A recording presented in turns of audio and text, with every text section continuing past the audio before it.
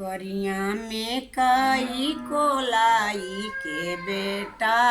करिया में काई कोलाई के बेटा, मड़वा में बैठल बारो कटुआ के लेखा, मड़वा में बैठल बारो कटुआ के लेखा, बोकवा के जल मलबो करिया के बेटा,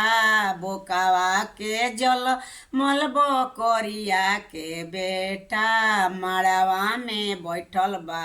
पठरुआ के लेखा, मड़वा में बैठल बा पठरुआ के लेख, करिया में काई कोलैया के बेटा, करिया में काई कोलैया के बेटा, मड़वा में बैठल बाटे छुदरा के लेखा, मड़वा में बैठल बा छुदरा के लेखा, बोकवा के जलमल दुल्हा बकरिया के लेखा, बोका के जलमल दुल्हा बकरिया के लेखा, मड़वा में बैठल बड़ पठरुआ के लेखा, मड़वा में बैठल बा पठरुआ के लेखा, मुँह देखो ये दूल्हा सुपने खा के लेखा।